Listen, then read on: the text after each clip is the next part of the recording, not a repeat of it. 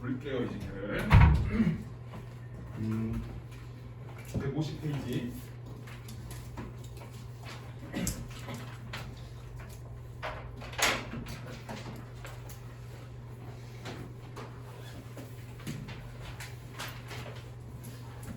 우리 문단번호를 일단 쭉 쓰세요.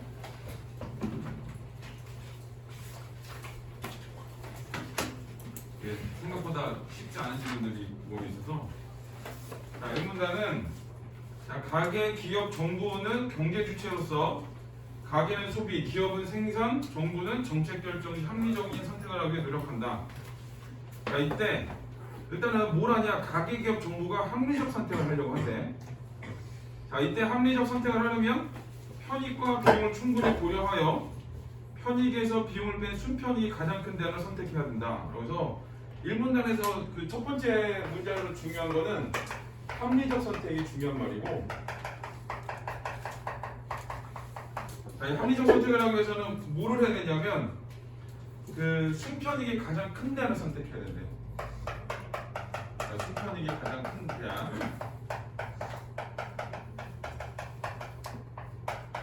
이걸 선택해야 돼. 자, 순편익은 뭐냐? 편익 빼기 비용.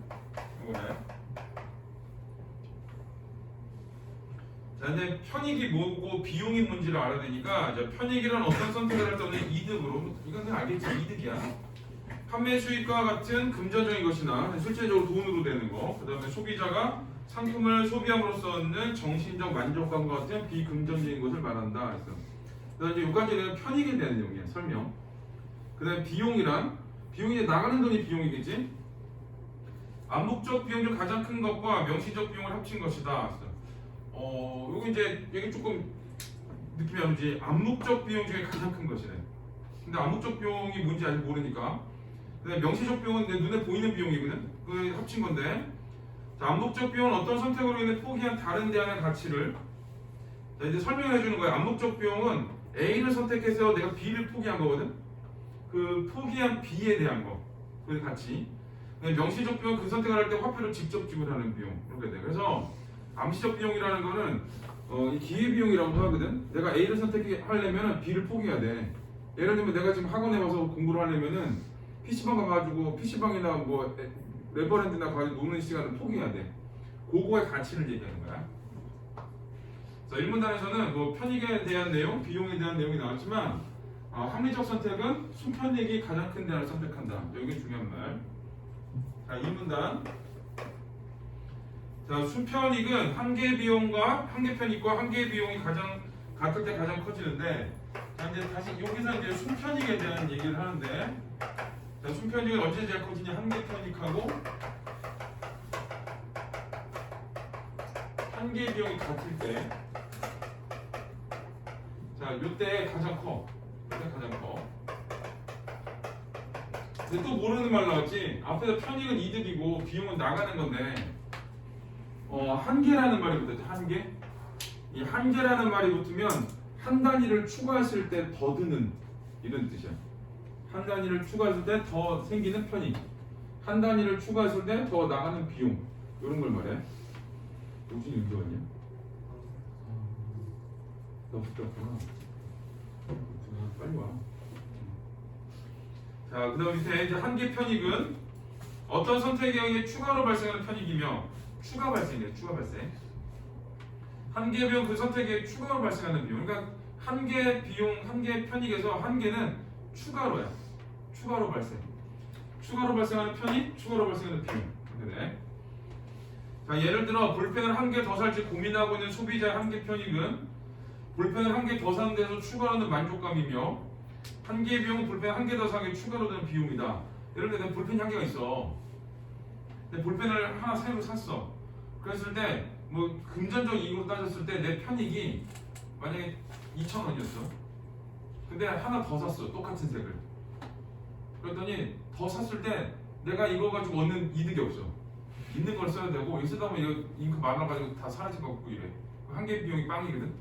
한개 편익이. 그럴 때는 안 사는 거지. 근데 내가 한 개를 샀어.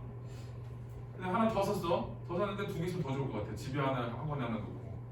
그래서 한 개 더 샀을 때 볼펜 한 자루는 원래 2,000원인데 한 자루 샀을 때는 2,000원이었던 게 두 개를 샀을 때 3,000원이 증가가 됐어. 그런데 사야지. 이제 그런 거를 말해. 자, 그래서 이 문단에서는 이제 여기 자, 순편익에 대한 얘기, 요걸 얘기한 거야. 자, 요걸 가지고 어디를 푸냐? 뒤에 64번 문제를 풀 거예요. 쉽지가 않아 생각보다. 자, 3,000원을 가지고 가게에 간 갑은 1,000원인 땡땡 과자와 땡땡 음료수를 모두 사고 싶지만 먼저 땡땡 과자 소비량을 합리적 선택을 통해 결정하기로 했다. 자, 과자 소비량에 따른 비용과 편익은 아래표와 같다. 비용에는 갑이 과자 소비로 포기한 음료수 소비의 가치를 금전적으로 환상에 반영했으며 편익은 과자 소비의 만족감을 고려해서 소비량만큼 과자를 사기에 갑이 지불할 마음이 있는 최대한의 금액으로 나타냈다. 갑의 소비에 영향을 미친 다른 쪽을 모두 무시한다. 야, 일단은 뭐부터 하냐? 순편익부터 해야지. 순편익. 자, 순편익 하면은 한 개일 때는 얼마야? 1,500원. 자, 순편익을 계산을 해볼게요. 자, 한 개일 때는 1,500원. 자, 두 개일 때는 이거 편익 빼기 비용하는 거니까 그러면 얼마니? 2,000원. 2,000원이지 2,000원. 그러면 세 개일 때는 500원. 이렇게 돼. 그러니까 일단 순편익은 기본적으로 얼마큼을 사야 되는 거야? 순편익 가장 높은 게 2,000원이잖아. 그러니까 합리적 선택을 하려면 순편익이 가장 큰 데야. 과자 몇 개 사야 돼? 2개. 이렇게 사는 거야. 자, 그 다음에 또 하나는 뭘 구해야 되냐? 이제 순편익하고 이 순편익은 한계 편익하고 한계 비용이 가장 같은 데를 고르라고 했잖아. 자, 그러면 이제 한계 비용을 한번 해볼게. 0개에서 한 개로 갈 때는 2,500. 한 개에서 두 개로 갈 때는 3,000. 그지? 두 개에서 세 개로 갈 때는 3,500. 이렇게 되지. 그러니까 이 비용이 2,500원에서 3,000원에서 3,500원으로 비용이 계속 더 들어. 근데 편익을 보면 0개에서 한 개로 갈 때는 4,000. 한 개에서 두 개로 갈 때는 얼마니? 3,500. 그 다음에 두 개에서 세 개로 갈 때는 2,000원. 이렇게 되지. 자, 그게 이제 각각의 차이, 그 한 개 더 추가했을 때의 그 비용과 편익이 이제 그게 이제 바로 한 개 비용, 한 개 편익이 되는 거야. 자, 그러면 1번 보면 갑이 과자 소비에서는 순편익이야. 그럼 뭐 해야 돼? 편익 빼기 비용 해야 되지? 3개 살 때는 얼마야? 500원. 근데 한 개 살 때는 얼마? 1,500원. 그러면은 1번은 맞지? 자, 2번 갑이 과자 소비를 합리적으로 선택하고 과자를 샀다면 합리적 선택에 주셔야 돼. 합리적 선택은 언제? 순편이 가장 큰 데야. 몇 개? 2개. 과자 한 개 얼마? 1,000원. 2개면 2,000원. 음료수 얼마? 1,000원. 그치? 그러니까 2번 어때? 맞지? 그치? 2개 사면 2,000원, 1,000원 남으니까. 자, 갑이 과자 소비를 0개에서 1개 늘릴 때마다 얻는 한개 편익이 점점 줄어든대. 자, 그러면은 0개에서 1개는 4,000원. 1개에서 2개는 3,500원. 2개에서 3개는 3,000원이지? 2,000원. 그치? 점점 죽는 거 맞지? 자, 그 다음에 갑이 과자 소비량을 2개에서 3개로 늘리게 추가로 드는 비용은, 자, 2개에서 3개로 늘리게 추가로 드는 비용이 뭐야? 2개에서 3개로 갈 때에 한 개 비용이지? 그럼 얼마야? 한 개 비용이? 3,500원. 편익은 2,000원. 그냥 비용이 더 크지? 자, 5번 갑이 과자를 사기 위해 포기한 음료수 소비의 금전적 가치는 과자를 구입하는 개수가 늘어나 점점 작아지겠군 그랬는데, 그 과자를 사기 위해 포기한 음료수 소비의 금전적 가치잖아. 이게 뭐야? 비용이지. 비용이 2,500원에서 5,000원, 9,000원 이렇게 되지. 그리고 그 가치가 또 어떻게 되냐? 점점 하나씩 늘어날 때마다 점점 늘어나지 얘가. 그래서 이거는 포기한 음료수 소비의 금전적 가치는 점점 늘어나고 있는 거야. 왜? 한계 비용이 점점 커지고 있기 때문에. 그래서 작아지는 게 아니라 늘어난다. 그렇게 돼. 그래서 답은 5번이에요.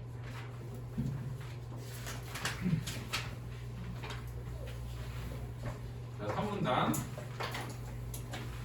자, 기업은 상품을 얼마나 생산하면 이윤을 극대화할 수 있을지 한계 비용과 한계 수익을 보는 합리적인 판단을 내릴 수 있다. 그래서 오늘 이윤을 극대화하는 생산량인데, 자, 기업 입장에서 한계 비용은 상품 생산량 한 단위 증가시키는 데 추가로 드는 비용이며, 한계 수입은 상품의 한 단위 더 생산을 판매할 때 추가로 드는 수입이다.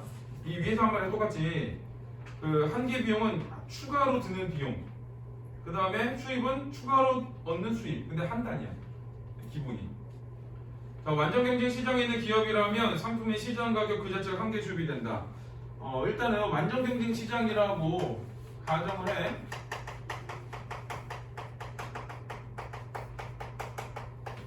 자, 여기에서 시장 가격이 한계 수입이래. 시장 가격은 한계 수입. 하나가 증가될 때마다 가격만큼 더 올라가는 거야, 수입이. 자, 완전 경쟁 시장은 많은 수의 공급자와 수요자로 구성되어 있고 거래되는 상품이 동질적이므로 개별 공급자나 수요자가 시장 가격에 영향을 미칠 수 없다. 그러니까 가격이 저절로 생성되는 거지 공급자가 내가 가격을 올릴 거야 안 돼. 이게 수요 공급에 맞춰가지고 생기는 거야. 즉 기업이나 소비자는 시장에서 결정된 상품 가격을 주어진 것으로 받아들이며 이 가격이 기업의 한계 수입이 된다. 가격은 시장이 만들어져. 기업이 내가 얼마에 팔 거야, 소비자가 얼마에 살 거야, 이게 안 돼. 그냥 시장에서 자연스럽게 만들어지는 가격을 그냥 공급 가격으로 하는 거고 그 가격으로 보는 거야. 자, 상품을 사려는 사람들이 많아져 시장 수요가 증가하여 상품 가격이 오른다면 한계 수입도 그만큼 동일하게 오른다라고 해서 시장 가격은 한계 수입이야. 그래서 얘네가 올라가는 것만큼 얘가 올라간다. 이렇게 돼. 자, 4문단. 자, 생산을 계속할 때 손실이 발생한 상황이 아니라면 기업은 한계 비용과 한계 수입 일치하도록 생산량을 조절해 이윤을 극대화할 수 있다. 자, 그럼 이제 생산량을 어떻게 하냐? 자, 그 이윤을 극대화하는 생산량 결정은 자, 거기 한계 비용과 한계 수입 일치하도록 거기 주시면 돼. 한계 비용과 한계 수입 일치하도록 생산량을 결정하면 된대. 한계 비용이 한계 수입보다 큰 경우에는 비용이 더 큰 거지. 그러니까 한 단위를 늘릴 때마다 추가로 드는 비용이 추가로 얻는 수입보다 더 크거든. 그럼 손해 보겠지. 상품 생산량을 한 단위 더 줄일 때 그로 인해 추가로 절약되는 비용이 줄어들 수 있음 수입보다 크므로 생산량을 줄여 이윤을 증가시킬 수 있다. 이거는 어떤 말이냐, 비용이 더 많이 들어 한 개 만들 때. 그러니까 당연히 줄여야 되겠지. 자, 이와 반대로 한계 수입이 한계 비용보다 큰 경우는 한계 수입이 크면 어때? 하나를 더 팔 때마다 내가 드는 돈보다 얻는 수익이 더 커. 더 만들어야 되겠지? 그러니까 되게 어려운 말 같지만 당연한 말이야 그냥. 그래서 얘하고 얘가 같은 지점에서 맞춰야지 생산량이 결정할 때 이윤이 극대화된다. 그래서 이제 여기서 이윤을 극대화하는 생산량이 어디냐? 완전 경쟁 시장에서는 시장 가격이 한계 수입이기 때문에 자, 한계 비용과 한계 수입이 같은 곳에서 맞춰준다. 그래 돼. 5문단. 자, 그런데 생산을 계속해도 이윤이 남는 것이 아니라 오히려 손실을 볼 수도 있기 때문에 어떤 상황에서 손실이 발생하는지 판단하는 것도 기업 입장에서 중요하다. 그래서 이제 뭘 하는 거냐? 자, 손실이 발생하는지 판단.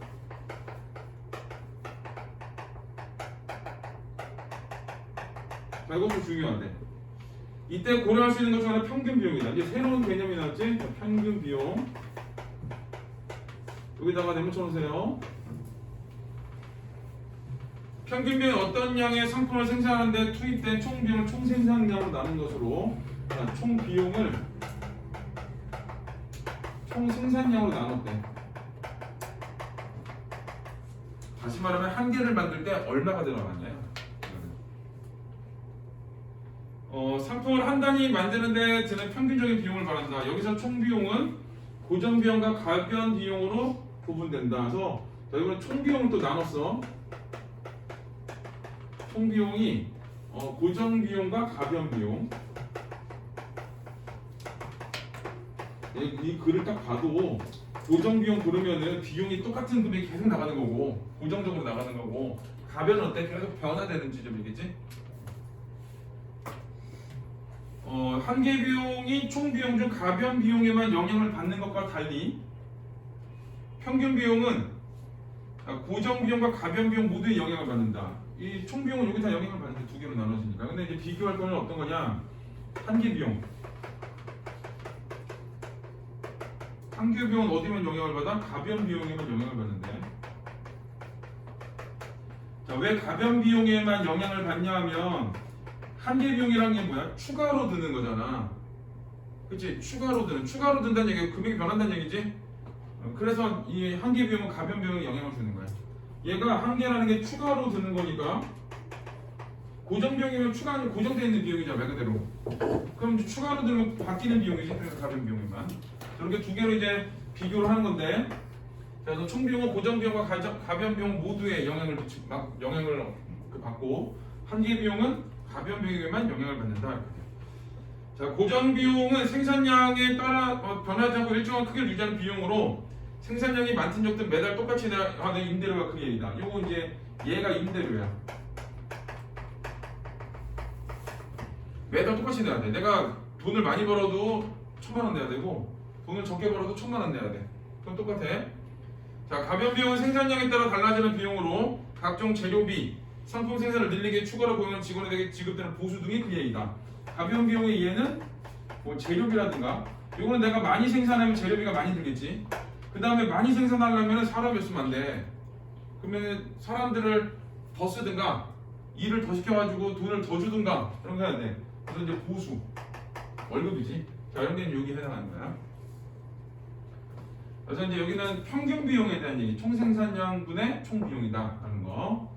자, 6문단. 그렇다면 기업은 손실이 발생하는지 평균 비용을 통해 어떻게 알 수 있을까? 그래서 이제 자, 손실 발생 여부를 계산을 해보는 건데, 자, 총 비용을 전부 회수하는 것이 언제라도 가능한 기업의 완전 경쟁 시장이 있다고 가정해보자. 이 기업은 평균 비용을 상품의 시장 가격과 비교해보고, 만약 평균 비용 곡선의 최저점에도 미치지 못한다면 생산량이 얼마이든 그 가격의 상품을 판매해봤자 손실을 피할 수 없다고 판단할 것이다. 판단했지? 어떻게 판단했어? 자, 다시 읽어볼까? 만약 기에 가격이 평균 비용 곡선의 최저점에도 미치지 못한다면, 가격이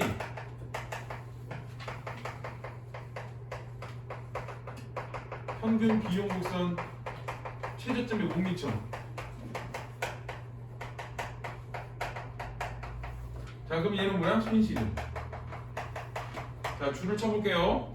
가격이 평균 비용 곡선의 최저점에도 미치지 못한다면 줄 치고, 그다음 밑에 손실을 피할 수 없다 주시면 돼. 평균 비용이 예를 들어 800원이야. 근데 가격이 700원이야. 그러니까 평균 비용 곡선 최저점 800원인데 이게 700원이야. 그럼 얘는 만들어도 계속 손해지. 그럼 이거 어떻게 보면 당연한 말이야. 얘는. 그러니까 만드는 비용이 하는 가격보다 비싸다는 얘기지. 그럼 당연히 손실 나겠지. 자, 그 다음에 그렇다면 투입된 총 비용을 전부 회수하여 손실을 막는 것이 이 기업의 합리적인 결정일 수 있다. 기업이 이동한 생산량에서의 평균 비용이 시장 가격보다는 낮아야 이윤이 남는데, 그래서 어떻게 되느냐? 평균 비용이 시장 가격보다 낮아야 돼. 자, 그럼 이윤이 생기려면은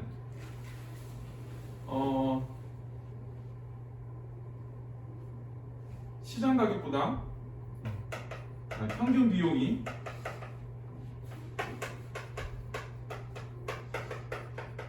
시장 가격보다 낮아야 돼. 자, 그래야 얘가 이윤이 남아. 사실 여기서는 이 똑같은 말이야. 평균 비용이, 그러니까 평균 비용을 가지고 기준을 하는 거거든. 자, 비용보다 가격이 높아야지 이익을 얻게 되는 거지. 만약에 똑같으면 이윤이 안 남지. 아무것도 안 되지 그냥.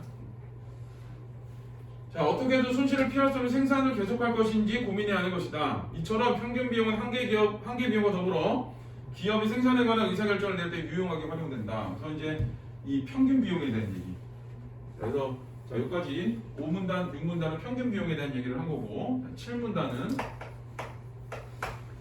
합리적 선택을 중심으로 생산에 관한 기업의 의사결정을 살펴보는 것은 경제활동을 잘 이해하게 되는 점에서 의미가 있다. 특히 기업의 생산활동은 소비자의 수요를 충족해주고 고용 증가, 경제성장 등 사회 전체에 미친 영향이 크다는 점에서 주의 있게 살펴볼 필요가 있을 것이다. 있으나 마나는 마무리지. 옛날 지문들은 이거 언제 거야? 2020년인데 옛날 좀 오래되게 썼는데 글을 처음 중간 끝다 맺었어. 마지막 문단에 크게 필요하지 않은 애들이 많아. 그 대표적이고 그러니까 이게 요즘에는 안 끝난 것처럼 끝내버려. 그래. 자, 그래서 글을 일단은 뭐가 나왔냐? 자, 이 순편이. 근데 순편익은 한 개의 편익과 한 개의 비용이 가장 같은 부분에서. 그 다음에 이거 계속 완전 경쟁 시장 얘기하잖아. 자, 요런 거 한 개씩 시장 가격이야. 자, 그 다음에 자, 뒤에서는 이제 평균 비용에 대한 얘기. 총 생산량분의 총 비용에서 저 평균 비용보다 가격이 높아야 돼. 이윤으로 들으면.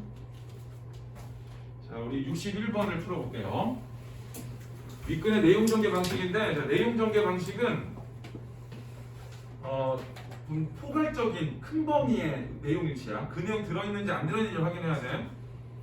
합리적인 선택을 할 때 장점을 제시하며 장점이 나와? 합리적 선택의 장점? 어떻게 합리적인 선택을 할 것인가가 나온 거지? 틀렸어. 합리적 선택의 진이 한 개 나와?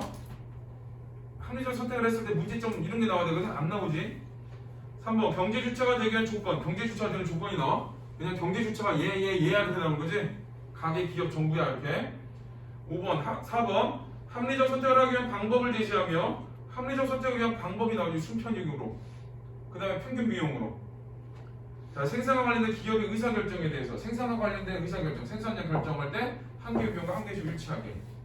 그 다음에 손실 발생 여부는 가격이 평균 비용 최저점에 못 미치면 손실. 그래서 생산 중단 이런 거 얘기해 주지. 그래서 4번이 답이에요. 5번은 기업이 생산 활동을 할 때 고려하는 요소를 제시하며 생산 활동할 때 고려하는 요소를 제시하며 생산량 결정할 때 어려움을 원인에 따라인데 이 고려하는 요소는 나왔다고 볼 수 있어. 이런 평균 비용 같은 걸 고려를 하니까. 근데 뒤에 어려움을 얘기하지는 않아. 그래서 틀렸어. 그래서 4번이다. 62번 윗글에서 알 수 있는 내용을 적절하지 않는 것. 이건 내용일치 문제예요. 그러니까 이게 61도 내용일치고 62도 내용일치야. 대신에 61은 좀 큰 범위로 내용일치를 시키는 거고 62는 좀 세부적으로 내용일치 시키는 거고 그럴 뿐이야. 총비용에서 고정비용을 제외한 나머지는 모두 가변비용이다. 그럼 총비용을 이네들 찾아야지. 총비용. 고정비용하고 가변비용이 되잖아. 그럼 얘 빼면 다이지. 그래서 1번을 맞고 2번 완전 경쟁 시장의 개별 소비자는 시장 가격을 주어진 것으로 받아들인다. 이건 어디냐? 3문단에 밑에서 5번째 줄. 기업이나 소비자는 시장에서 결정된 상품 가격을 주어진 것으로 받아들이며 이렇게 나오지? 그래서 맞아. 3번 생산량과 상관없이 기업에 매달 똑같이 대하는 임대료는 임대료에 좀 치세요. 임대료는 뭐? 고정비용. 자, 밑에서 고정비용. 한계 비용이 영향을 준다 그랬거든? 한계 비용은 뭐? 가변비용. 안 들어가지니까. 임대료는 고정비용이지 가변비용이 아니라. 그래서 틀렸어. 자, 그래서 3번이 답이고 4번 평균 비용은 총 비용이 생산된 상품에 똑같이 배분되었을 때 얼마인지 나타내는. 그러니까 총 비용이 생산된 상품에 똑같이 배분된 거잖아. 그러니까 생산량분의 총 비용을 하는 거지. 한 개를 만들 때 얼마가 된다니까. 5번은 같은 편익을 주는 데는 여러 개 있다면 비용이 가장 적게 드는 것을 선택하는 것이 합리적이다. 왜? 순편익이 가장 높아야 되거든? 뭐가 돼야 돼? 편익 빼기 비용이 가장 커야 돼. 그러니까 편익이 똑같다면 비용이 가장 낮은 거. 그렇게 되는 거야. 62는 3번이 답이에요. 63번은 윗글을 참고 기억의 의미를 추론한 것. 기억은 평균 비용은 한 개의 비용과 더불어 기업의 생산에 관한 의사결정을 낼 때 유용하게 활용된대. 자, 그럼 1번은 평균 비용은 고정 비용이 얼마인지 한계 비용은 가변 비용이 얼마인지 알아볼 때 유용하대. 평균 비용이 고정 비용을 알아보는 건 아니지. 한계 비용이 가변 비용은 맞아. 근데 평균 비용은 뭘 하는 거야? 생산량을 다 해서 전체 생산량을 해서 그거를 비용을 생산량으로 나누는 거니까 아니고. 2번 평균 비용은 시장 가격이 왜 오르는지. 그래? 얘 때문에 시장 가격 왜 오르는지 나와? 안 나와. 시장 가격은 수요 공급으로만 나오는 거야. 3번 평균 비용 생산을 멈추는 시기가 언제인지. 자, 그 다음에 한계 비용 생산 암묵적 비용이 얼마인지 알아볼 때 유용하다. 굉장히 매력적이잖아. 생산을 멈추는 시기가 언제인지 알아볼 때 얘 맞아. 왜 가격이 최저점에 못 미치면 그때 중단해야 되거든. 자, 근데 한계 비용은 생산에 대한 암묵적 비용이 얼마인지. 비용은 뭐야? 암묵적 비용 중 가장 큰 것과 명시적 비용이잖아. 그지? 근데 여기 지금 뭐만 해놨어? 그럼 한계 비용도 뭐야? 그럼 암묵적 비용 중에 가장 큰 거랑 명시적 비용이 포함이 돼야 되거든? 근데 그냥 암묵적 비용만 얘기해놨지? 그래서 틀렸지. 명시적 비용도 들어가야 돼. 자, 4번 평균 비용은 생산을 중단하면 상품 가격이 얼마인지. 생산을 중단하면 상품 가격이 어떤 거냐? 평균 비용 곡선 최저점이어야 돼. 거기가 높아야 돼. 이걸 일단 맞고, 한계 비용은 이윤을 늘리게 도달할 생산량이 얼마인지. 한계 비용은 이윤을 늘리게 도달할 생산량이니까 한계 비용은 추가로 드는 비용이잖아. 그러니까 어디까지 늘려야지 비용이 좀 적게 된다는 보는 거야. 그래서 3번입니다. 5번은 평균 비용은 생산량 증가로 총 비용이 얼마나 늘어나는지. 생산량 증가로 총 비용이 늘어나는 것을 알 수 있는 건 아니지. 왜 총 비용분의 생산량을 계산하는 거거든. 아니, 생산량분의 총 비용을 계산하는 거거든. 한 개의 가격을 알아보는 거지. 이게 그 총 비용이 얼마나 드는지를 알아보는 건 아니야. 그래서 답은 4번이에요. 우리 65번은 지금 한번 풀어봐. 나는 그래프를 그리고 있을 테니까. 나 보지 말고 풀어.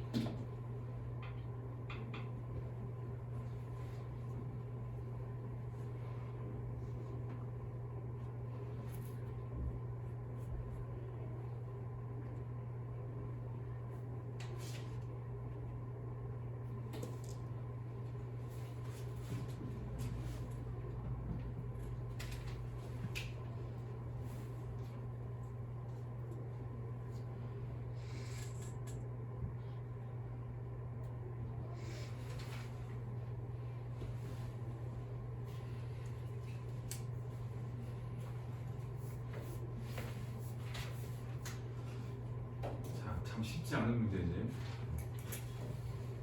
그래서 거기 그 옷이 3개가 있지. 이게 64번 문제는 생각보다 그렇게 어렵진 않아.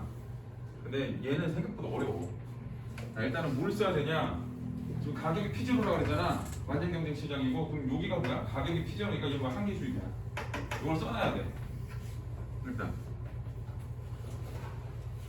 얘를 써놔야 돼서 지금 가격이 여기잖아. 자, 이게 지금 저 3번단에 보면은 가격이 한계 수익이라고 써있지. 자, 쟤랑 그 다음에 이윤이 극대화되는 지점이 어디야? 한계 비용과 얘 수입이잖아. 한계 수익과 한계 비용이 얘지. 얘가 1차원 지점이 여기지. 얘가 이윤 극대화 지점. 얘가 이윤 극대화. 자, 1번을 보면 생산량을 Q0로 유지하면, 자, Q0로 유지해요. 생산량을. 자, 평균 비용이 한계 수익보다 작으므로, 자, 평균 비용이 한계 수익보다 작아. 그래서 이윤이 극대화된다고 했는데, 자, 여기서 이윤 극대화되는 이건 이것 때문이 아니지. 이건 본문을 봐야 되는 거거든. 그래서 여기서 이만큼 차이가 났으니까 너는 이윤 극대화 큰일 나. 얘를 봐야지. 얘 1번은. 그래서 그래프 나오면은 최대한 본문하고 연결해서 봐봐야 돼. 자, Q2로 늘려. 자, 생산량을 이제 여기로 늘렸어. 자, 여기로. 한계 비용이 한계 수익보다 한계 비용이 여기지.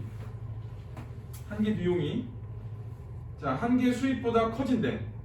한계 수익 여기인데 커지면 이윤이 남지 않아? 여기 보면은, 자, 한계 비용이, 자, 한계 수익보다 커진다고 했는데, 자, 여기는 그 이윤이 여기서 보면은 요 가격이 이대로 유지된다고 쳐. 이렇게 유지돼. 그러면은, 자, 여기서 이제 생산량이 여기로 가지. 생산이 여기로 가면은, 자, 지금 여기서 가격이 안 나왔잖아. 그렇지? 생산량을 Q2로 늘린다고만 나왔지. 가격 이게 만약에 Q2로 늘어나면 여기서 다시 이렇게 가는 거지. 이윤이 남지 않는 게 아니라 요거가 저기 뭐야, 이 완전 경쟁 시장이기 때문에 이 가격도 같이 따라 올라가. 얘가 가격 특장이 정해져 있지 않으면은. 그래서 요거는 커지는 게 아니라 같이 가는 거지. 자, 그 다음에 가격이 P0로 유지돼. 여기 이제 가격이 결정을 해놨어. 가격이 결정을 해놨고, 생산량을 Q1으로 줄여. 생산량만 이리로 갔어. 생산량 이리로 가면은 한계 비용과 평균 비용이 모두 준대. 자, 한계 비용과 평균 비용이 다 주는 건 맞지, 일로? 이거는 맞는데 이윤의 변함이 없을까? 이윤의 변함이 있겠지. 왜? 여기가 이윤 극대화 지점이거든? 가격이 여기일 때? 여기 이제 한계 수입이잖아. 근데 지금 한계 수입은 여기잖아. 근데 한계 비용이 여기지? 그러니까 이거는 이윤이 극대화가 안 되겠지. 같은 지점에서 극대화돼야 되니까. 자, 4번. 시장 수요의 감소로 가격이 P1이 됐어. 이제 가격이 P1이야. 자, 여기가 이렇게 됐어. 그럼 생산량을 Q1으로 줄여야 평균 비용이 제일 적게 들어간대. 평균 비용이 제일 적게 들어가는 어디야? 여기지? 그래프 보면. 그러니까 요 손실을 0으로 만드는 게 아니라, 자, 여기 같은 경우는 지금 또 어떠냐? 가격이 뭐보다 높아? 가격이 평균 비용보다 낮지? 여기는 손실을 0으로 만드는 지점이 아니라 손실나는 지점이야. 여기하고 여기의 차이. 자, 시장 수요의 증가로 가격이 P2가 되면, 가격이 P2가 됐으면 여기로 한계 수입이 한계 비용보다 커지므로, 자, 거기 한계 수입이 여기고, 자, P2가 됐어. P2에 여기에 이제 P2가 된 거지. 자, 그러면은, 자, 이 P2는 이 지점이고, 지금 여기에서 지금 이렇게 생산량이, 여기구나. 생산량이 여기였는데 가격이 지금 올라왔잖아. 그러면은 한계 수입이 한계 비용보다 커지므로, 자, 한계 수입이 여기서 이렇게 가니까 한계 수입이 한계 비용보다 점점 커지니까 생산량을 Q에 늘려야 돼. 왜 그러냐면 이 두 개를 맞춰야 되거든. 일로 가야 되거든. 그러니까 가격을 올렸으면 생산량도 이렇게 가야 돼. 자, 그래서 답이 5번이에요. 자, 그 다음 거는 우리 조금 쉬운 거를 하나 풀어볼 건데, 76에서 80번 있잖아. 자, 걔는 우리 한번 풀었던 거거든? 기억나지? 그래도 풀어. 자, 그 다음에 어디로 가냐? 67에서 72를 그냥 풀 거예요. 니네가 풀 거야, 내가 풀 거야. 일단 분담번호를 쭉 써. 자, 그럼 문제를 풀 건 아니고 일단 우리 본문을 좀 읽어서 자, 중요하다고 생각하는데 밑줄을 좀 쳐봐. 너무 예쁘게 치려고 하지 말고 그냥 쭉쭉 쳐. 자, 5분 줄 테니까. 뒤에까지 있거든? 154까지. 자, 쭈루룩 읽으면서 밑줄을 쭉쭉 쳐보세요.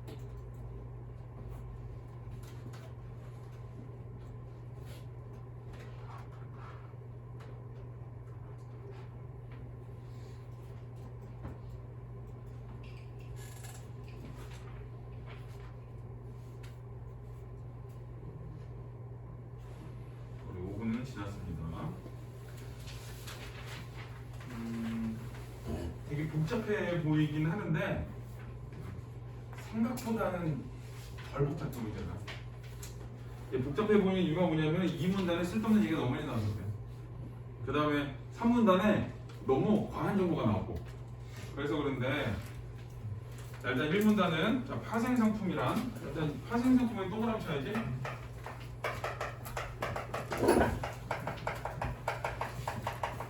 자, 이거는 기초자산의 가치 변동에 따라 가격이 결정된 금융상품이다. 이게 뭐야? 파생상품의 정의지. 자, 이때 기초자산은 농축산물이나 원자재 같은 실물 자산뿐만 아니라 주식이나 채권 등 가격이 매겨질 수 있는 모든 대상을 의미하는데 기초자산의 가치 변동에 따른 파생상품의 가격 변화는 거래 당사자에게 손익을 발생시킨다. 그러니까 파생상품이 뭐야? 기초자산의 가격 변동에 따라 가격이 결정되는 건데 그러면은 기초자산이 가치가 변하니까 그 가격이 막 결정되잖아. 그러니까 얘 올라갔다 내렸다 올라갔다 내렸다 막 할 거 아니야. 그러니까 뭔가 불안정해. 자, 그래서 여기서 이제 파생상품이 이제 그런 거야. 기초자산의 가치 변동에 따라 가격이 결정되는 금융상품인데 그 기초자산 어때? 얘가 올라가냐 내려가느냐에 따라서 이 거래 당사자가 손해를 보냐 이익을 보냐가 결정되는 거야. 그러니까 내가 처음 샀을 때보다 얘가 가격이 올라갔어. 그럼 이익을 보는 거고 그거보다 내려갔어. 그러면 손해를 보는 거지. 그래서 1문단은 그냥 파생상품에다 동그라미 치면 돼. 나머지 이제 정의일 뿐이야. 자, 2문단. 자, 파생상품은 기초자산에 해당하는 거래 대상의 미래 가격이 불확실하기 때문에 그러니까 내가 예를 들어 소 한 마리를 샀어. 5천만 원을 주고 근데 얘가 나중에 내년에 얼마가 될지 모르잖아. 이게 1,500만 원이 될 수도 있고 800만 원이 될 수도 있거든. 그래서 자, 거래 대상의 미래 가격이 불확실하기 때문에 자, 여기 줄쳐야 돼. 미래의 특정 시점에서 발생할 수 있는 손실을 위험에 대비하기에 만들어졌다 줄쳐야 돼. 그러면 이제 뭐가 되냐? 파생 상품이 만들어진 이유가 나오지. 이런 것도 쓸 수 있으면 써놓는 게 좋아. 글을 좀 처음에 잘 읽어야지 나중에 더 잘 읽히지. 이게 처음에 대충 읽힌다 나중에 읽히지 않아. 처음에 읽을 때 잘 읽어야 돼. 근데 보통 반대로 읽거든. 처음에 막 읽은 다음에 그 다음에 어떻게 읽냐면 잘 읽었다고 생각하고 사람들의 머리는 진짜 이상해. 이게 기억이 이상해서 대충 쭉 읽어도 나는 잘 읽었다고 생각해. 그 다음에 어떻게 읽냐면 띄엄띄엄 읽어 이렇게 1359를 읽어. 그럼 답이 안 나와. 2468 다시 찾아. 안 나와. 왜 안 나오냐? 1.5, 3.7에서 나오거든 답이. 그래서 이거 처음에 잘 읽어놔야 돼. 그래가지고 나중에 키워드 같은 거 찾을 때 금방금방 찾아져. 자, 만들어진 이유는 뭐야? 미래의 특정 시점에 발생할 수 있는 손실 위험에 대비하기 위해. 자, 미래에 특정 시점이 있고 이때 손실 위험에 대비하는 거야. 자, 파생 상품이 만들어지기 이전에는 파생 상품 이전이잖아. 이건 크게 중요하지 않아. 1문단에 파생 상품 얘기를 이미 다 했잖아.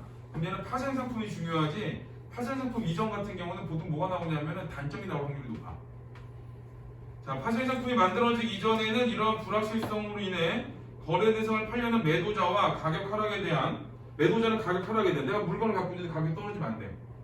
그 다음에 거래 대상은 사려는 매수자, 사려는 사람은 어때? 가격이 올라가면 안 되지? 내가 집을 사고 싶어. 작년보다 떨어진 값을 사고 싶어. 그렇잖아. 내가 집을 팔고 싶어. 작년보다 오른 값으로 팔고 싶은 거지. 그러니까 파는 사람은 비싸게 팔고 싶고 사는 사람은 싸게 사고 싶다는 얘기야 이게. 자, 그래서 거래 당사자들은 그들의 이해관계 일치하는 경우 기초자산을 계약 체결 시점에 정해놓은 가격과 수량으로 미래 특정 시점, 즉 계약 만기 시점에 인도하기로 약속하는 계약을 통해 미래의 위험을 대비하고자 했다. 그래서 불확실성이 있기 때문에 어땠냐? 우리 나중에 1년 후에 이 가격에 팔아 라는 약속을 한 거야. 그래서 자, 거기 여기 줄쳐야 돼. 이해관계가 일치하는 경우 기초자산을 계약 체결 시점에 정해놓은 가격과 수량으로 미래 특정 시점, 즉 계약 만기 시점에 인도에 약속하는 계약을 통해 미래 위험의 대비까지 주시면 돼. 그러니까 뭘 한 거냐면은 자, 미래에 특정 시점에 가격이 어떻게 될지 모르니까 사는 사람은 가격을 최대한 떨어지지 않게, 그 다음에 파는 사람 이 사는 사람은 가격이 최대한 올라가지 않게 특정 시점에 정해놓는 거야 가격을. 그래서 이 문단에 보면은 두 번째 줄에 뭐라 그랬냐면 미래의 특정 시점에 발생하는 손실 위험의 대비잖아. 이게 팔려는 사람은 가격이 떨어지면 손해고 사려는 사람은 가격이 올라가면 손해거든. 그러니까 어떻게 한 거야? 일치했어. 이거 그냥 나한테 얼마에 팔아. 그런데 대신에 내년 언제 팔아. 이걸 미리 약속을 했다는 얘기야. 자, 19세기 중반 이전까지 선도라는 파생상품 이러한 계약으로 가능하였다. 선도에 달한 셈 붙여야 돼요. 자, 그래서 자, 미래 특정 시점에 손실 위험을 대비하는 건데 이거 밑줄 친 거 보면 미래 특정 시점에 자, 정해놓은 가격과 수량 자, 이거를 이제 하는 거고 그 다음 여기 19세기에 뭐가 있었냐 선도가 있어요. 선도라는 게 있었고 자, 그런데 선도는 정해진 가격으로 계약과 동시에 물품을 인수 인도하는 현물 거래와 형태가 달랐다. 그래서 선도의 경우 거래 당사자들이 자기가 거래하고자 하는 물품의 가격, 수량, 만기 시점 등에 있어 이해관계가 일치하는 거래 상품을 찾기가 어려웠다 그랬지. 이건 뭐야? 단점이야. 그래서 자, 선도에 단점이 일단 나왔어. 여기 이해관계가 일치하는 거래 상대를 찾기가 어렵다는 뜻이야. 자, 거래 상대방 찾기가 어려워.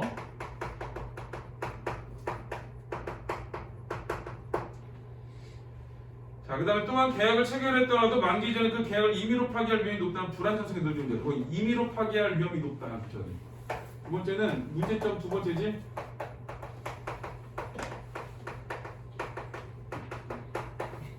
임의로 파기할 위험이 높아. 계약을 파기할.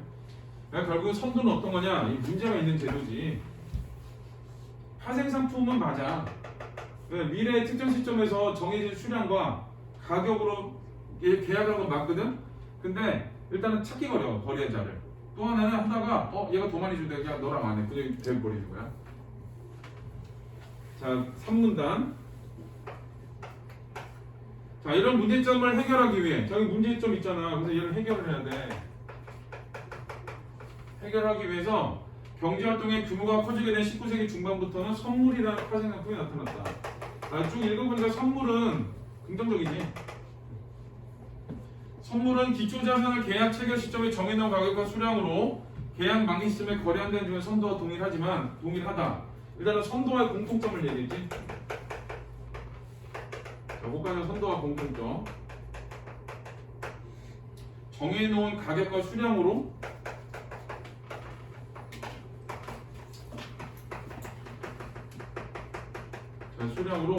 자, 미래에 거래를 하는 건 똑같아. 근데 하지만 공인된 거래소에서 이루어진다는 차이가 있다. 이거는 공인된 거래소에서 안 돼. 요게 이제 차이점이야. 여의도 가면 선물거래소 있어. 버스 정류장 선물거래소 앞이야. 나도 되게 고민했어 옛날에 어렸을 때. 여의도 가서 대학교 때 사실 이름을 몰랐거든. 여의도에서 친구를 만나면 버스 타고 왔는데 선물거래소래. 진짜로 기프트인 줄 알았어. 선물거래소는 여기 그걸 기프트를 이렇게 주고받고 이런 데인가? 그래서 무슨 그런 건 줄 알았어. 저기 무슨 매장 있지? 창고형 매장 그런 건 줄 알았어. 또 그 얘기 경제학과한테 다 무식하다는 소리 엄청 들었거든. 지가 더 무식하면서 나보다 수능 점수 40점이나 낮은 게 나보고 무식해가지고 너 어떻게 살아가냐고 막 이랬어. 근데 사실 몰라서 그 말을 이런 걸 안 배웠으니까. 선물은 그런 거래. 근데 거기에 거래소가 있어. 선물 거래소가. 자, 뒤에는 이제 선물 거래소 역할이 나오지. 자, 이거 역할이 나오는데 자, 이거는 다 읽지는 않을 거예요. 자, 필요한 부분만 읽을 건데 세 가지가 나오는데. 자, 첫 번째. 자, 거기면은 거래 당사자들이 쉽게 만날 수 있는 장. 거기 1번.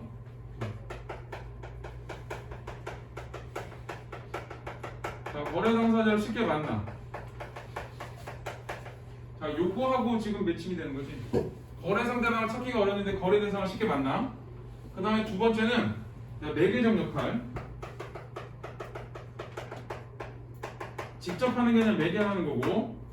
그 다음에 셋째, 다양한 제도적 장치.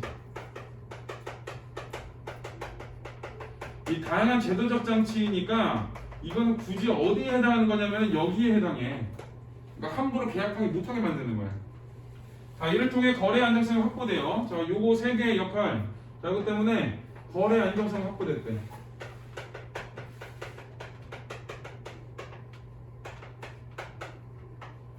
계약 만기 전에 이루어진 선물 거래로 차익을 얻고자 하는 사람들의 거래가 활발히 이루어지게 되었다. 그 결과 선물은 미래의 위험에 대비하려는 수단이자 현재 이익을 창출하기 위한 투자 수단을 활성화돼서 두 가지를 다 하는 거야.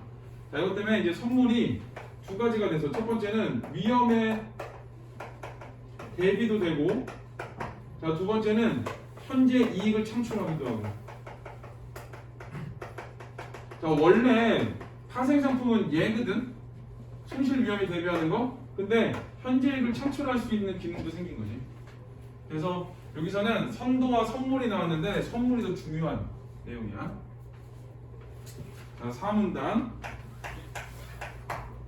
자, 선물 거래의 안정성을 확보하기 위한 제도적 장치로는 저기 이제 다양한 제도적 장치가 있다고 그랬잖아. 자, 요거에 이제 그 역할, 요거에 이제 종류가 나오는데, 자, 이제 제도적 장치.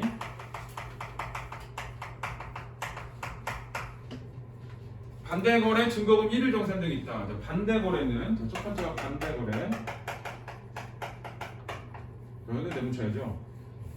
개념어. 계약 만기 시점 이전에 거래 당사자를 원할 때 언제든지 선물을 거래할 수 있는 장치. 어떻게 한대? 만기 이전에 거래하는 거래.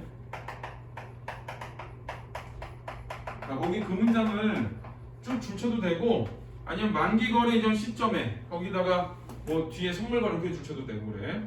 이를 통해 선물 거래 당사자는 바뀌지만 정해진 가격과 수량의 기존 자산을 만기 시점에 인수 인도하는 계약 자체는 유지되므로 안정적인 거래가 가능해진다. 예를 들어 A하고 B가 100개를 100만 원에 계약하기로 했어. 근데 나 필요가 없어 이제. 근데 이제 A가 C한테 파는 거야 그걸. 이 조건대로 네가 사. 이렇게. 자, 이제 그러면 이제 그쪽으로 거래가 대상이 넘어가겠지. 자, 이제 증거금 두 번째. 자, 증거금은 계약 당사자가 계약을 확실히 이행한다는 것을 보증하여 이게 계약을 확실히 이행해 주시면 돼요.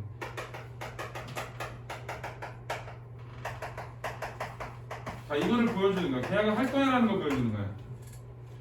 거래 안정성을 확보하기 위한 장치인데 대표적으로 개시 증거금과 유지 증거금이 있다. 자, 첫 번째는 자, 개시 증거금이 있고, 자, 두 번째는 유지 증거금이 있고, 자, 두 가지 종류가 있어요. 자, 그럼 개시 증거금에 동그라미 치고 계약 당사자가 선물 거래를 시작하기에 맡겨는 증거금. 이건 시작을 위해 맡기는 거야. 시작한다는 의지를 보여줘야 돼. 그래서 계약 체결 시점에 정해진 기초자산 가격의 수량을 곱한 액수의 일부이므로 상대적으로 적은 금액이래. 그럼 상대적으로 적어. 자, 그 다음에 유지 증거금에 동그라미 치고, 자, 선물 거래 유지되기엔 최소한의 증거금. 이거 유지에다 좀 되지 말 그대로. 자, 그 다음에 자, 세 번째는 1일 정산이 나와요. 자, 여기다 내붙이고. 선물 거래가 유지되는 동안 날마다 당일의 거래 마감 시점의 가격으로 선물 거래 당사자 손익을 계산하여. 거기 줘야 돼. 날마다 당일의 거래 마감 시점의 가격으로 선물 거래 당사자 손익 계산. 그래서 이거는 이제 당일 거래 당일 거래 마감 시점.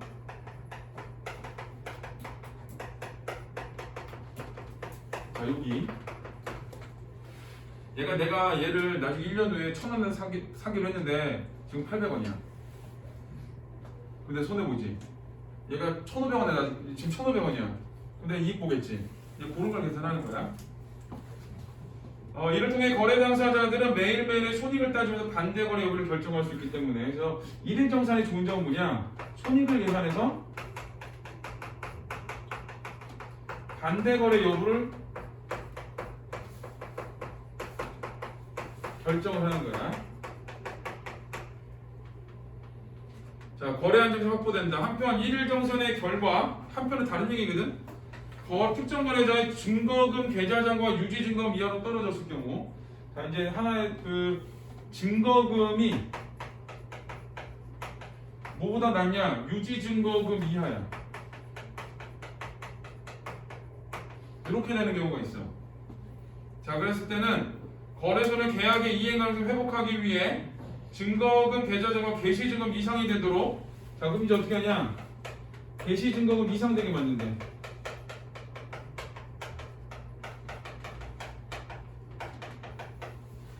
이상되게 요구를 하는데, 얘를 가지고 뭐라고 하냐? 마진콜이라고 하는데, 마진콜. 그러니까 유지 증거금이 그 증거금 자체가 밑으로 뚝 떨어지는 경우가 있거든. 자, 이제 그랬을 때는 자, 그 개시 증거금 이상 되게 만들어 놓는 거네. 자, 그래서 이러한 마진콜을 충족하기 전까지 마진콜을 받은 당사자의 일일 정산은 불가능하다. 그래서 이거는 일일 정산 불가능하고. 자, 지금 여기까지는 그냥 일단은 파생 상품이 왜 만들었냐? 미래 손실을 위험에 대비하는 것이다. 선도라는 게 있는데 단점밖에 없었어. 그래서 선물이 생겼고, 선물은 공인된 거래소에서 하는데 이런 역할을 했고, 그 중에서 다양한 제도적 장치에 대해서 여기서 설명했고, 그 다음에 이제 5문단은 좀 길어. 자, 주식을 기초자산으로 하는 선물 거래를 통해 만기 시점과 반대 거래 시점의 손익 계산을 방법을 파악해보면 다음과 같다. 아니 뭘 할 거래? 만기 시점과 반대 거래 시점의 손익 계산을 할 거래. 자, 현재 시점에서 A가 B에게 특정 기업의 주식을 미래 특정 시점에 정해진 수량과 정해진 가격으로 사겠다. 이게 뭐야? 파생 상품이지? 선물이지, 선물. 계약을 B와 체결. 사실 이건 크게 중요한 말이 아니야. 근데 그냥 A가 B한테 야, 1년 후에 100개를 100만 원에 살게. 이거 한 거야. 계약 체결 시점의 선물 가격은 계약 만기 시점에 거래하기로 정한 주식 한 주당 가격이다. 자, 여기 일단은 계약 체결 시점의 선물 가격은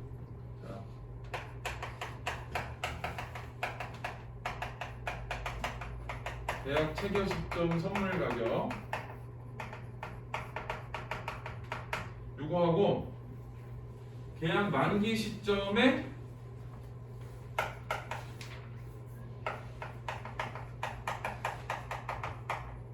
주식 한 주 가격이네.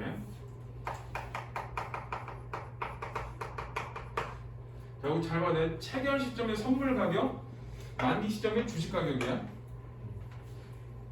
자, 만약 이 계약이 만기 시점까지 유지된다면 A의 손익 계약은 자, 만기 시점의 주식 가격이 있어. 이제 첫 번째는 만기 시점까지 유지거든. 자, 만기였을 때 두 가지였잖아.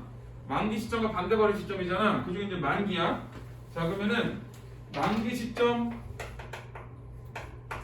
주식 가격에서 계약 체결 시점 선물 가격 빼기 계약 시점의 선물 가격 에다가 거래 승수 곱하고 자 이거 해야 돼. 알지? 그 다음에 다시 계약수 곱한 거.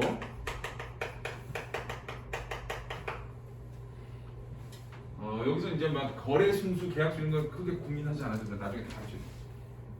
그 다음에 이때 이때 B의 손익은 A의 손익과 정반대가 된다. 그런데 만약 계약 만기 시점 이전에 A가 C에게 자신이 보낸 선물을 파는 반대 거래를 한대. 이거는 반대 거래. 자, 이거는 어떻게 되냐? 계약 만기 시점의 주식 가격을 계약 만기 시점의 주식 가격이 뭐 얘지 얘. 자, 얘를 반대 거래가 이루어진 시점에 선물 가격을 바꾸면 된대. 자, 그러면은 어떻게 되냐? 아이고. 자, 반대 거래의 선물 가격 바뀌는 게 얘지. 요거 자 빼기 계약 시점의 선물 가격 저것만 바꾸면 된다 그랬으니까 자 곱하기 거래 승수 곱하기 계약 수가 되는 거야.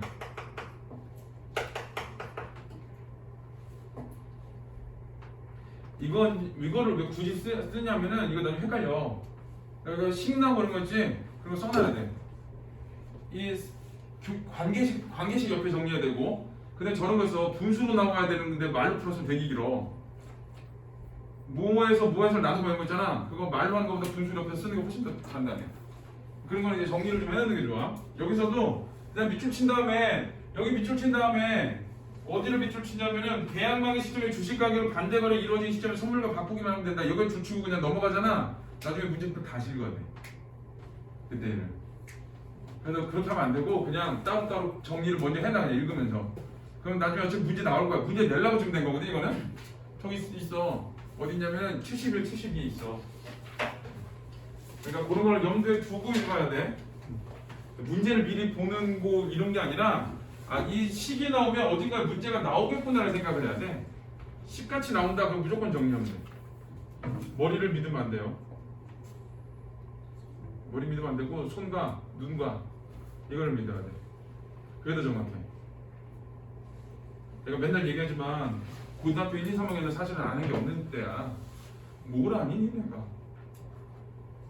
아니 있겠지. 이런 건 사실 몰라 잘.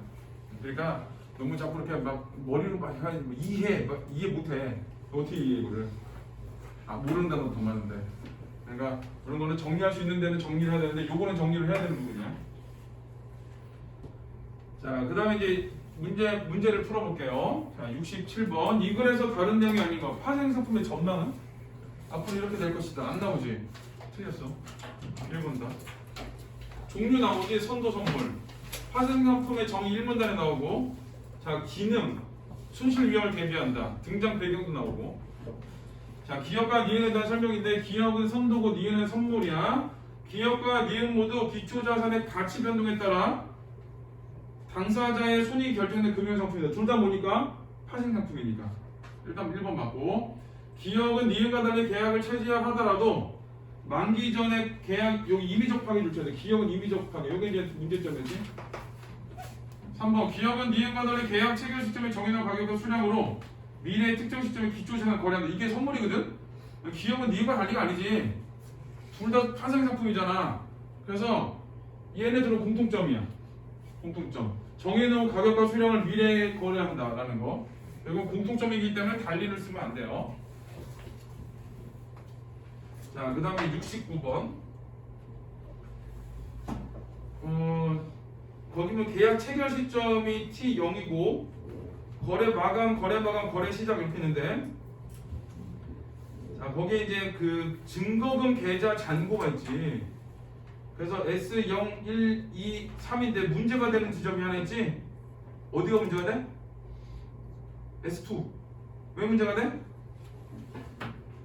여기가 S2지? 여기가 S2. 그래서 이제 거기서 마진콜이 한번 일어나네. 1번 T0에서 S0이 개시 증거금에 해당하는 금액이므로 선물거래 시장이 가능하다. 이거는 이제 개시금을 시작할 때 쓰는 거니까 맞고. 2번 T0에서 T1이 될 때 S0이 S1로 하락하는 것은 일정산에 손해를 본 만큼 금액. 손해 본 거 맞지? 밑으로 증거금이 내려가고 있잖아 지금. 잔고가 내려가니까. T1에서 S1이 유지 증거금에 해당하는 금액보다 크기 때문에, 그치? S1이 유지 증거금 위에 와 있지? 자, 그러니까 선물 거래 유지가 가능하다. 맞지? 자, T2에서 유지 증거금에 해당하는 금액에서 S1을 뺀 만큼을 추가로 입금하래. 그러면은 어디까지 맞추라는 얘기? 유지 증거금 맞추라는 얘기지? 근데 자, 여기는 어떤 거? 개시 증거금 이상이 돼야지. 유지가 아니라 개시. 이렇게 해야 돼요. 그래서 답은 4번. 자, 70번은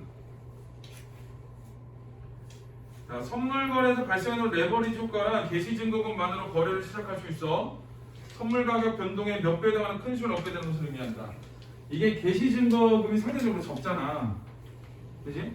시작을 했는데 얘가 비싸게 팔리고 있어. 그럼 그때 팔아버리면 돼. 그러면 이제 증거금 이게 확 남거든? 근데 만약에 개시 증거금이 적으니까 내가 시작을 했어. 근데 이게 뚝 떨어지는 경우가 있잖아. 얼마 전에 코인 기억이 안 나네. 근데 거기가 훅 떨어졌거든? 내 친구 저기 3천만 원 날렸어. 가지고 가지고 있을 거 했더니 아니 이건 아닌 것 같아. 걔는 날렸거든. 요즘 다시 올라가고 있긴 한다는데 친구 하나는 막 하룻밤에도 막 2, 3억씩 막 올랐다 내렸다 하는 애도 있어. 그 코인이. 근데 이제 그런 거지 이것도 다. 그러니까 얼마 안 되는 금액을 집어넣은 다음에 아니 손해보고 말지 이런 애들도 있고, 그 다음에 얼마 안 되는 금액을 이겨 한번 얘를 얻어내보자 이런 애들도 있고 그래. 그러니까 이게 시장 시기 때문에 얘가 이익을 크게 볼 수도 있지만 손해도 크게 볼 수 있는 거야. 자, 그래서 자, 정해진 가격 1번 정해진 가격으로 계약 이전에 물품을 인수 인도하는 현물 거래가 이루어지면 레버리지 효과가 발생하겠군 했는데, 여기서는 개시 증거금만으로 거래할 수 있기 때문에 레버리지 효과가 난다고 했잖아. 그러니까 계약 이전에 이 정해진 가격으로 계약 이전에 부분 인수 인도하는 현물 거래 이거하고 상관이 없는 거지.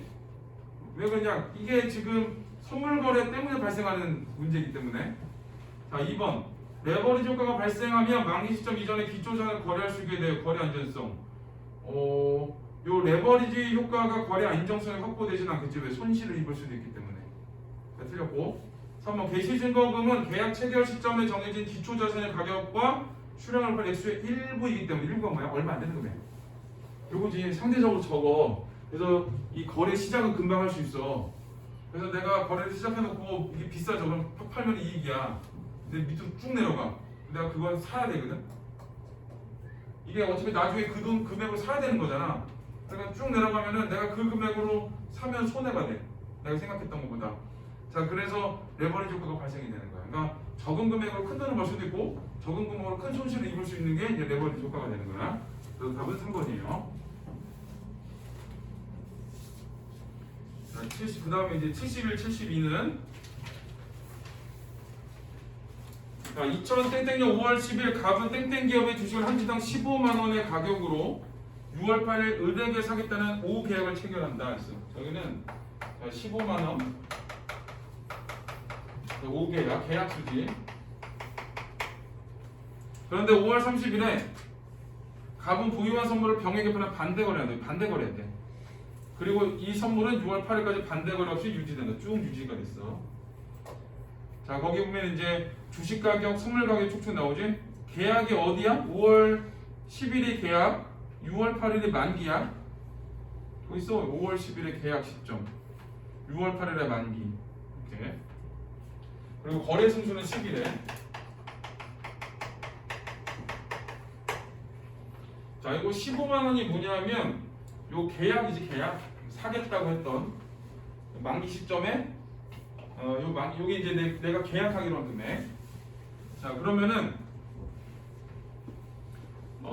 자, 71번 5월 10일에 갑과 을의 선물 거래가 이루어질 때 갑은 을에 대해서 선물의 매수자 샀으니까, 을은 갑에 대해 선물의 매수자 팔았으니까.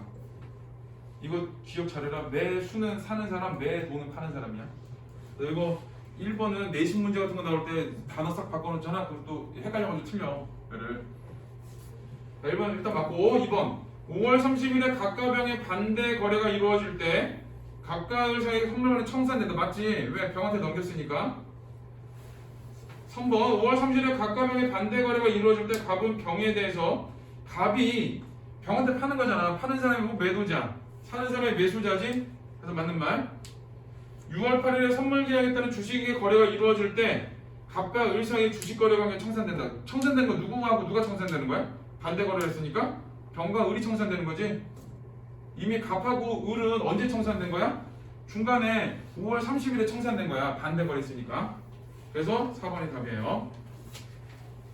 우리 가벼운 마음으로 뒤에 문제 하나 주세요.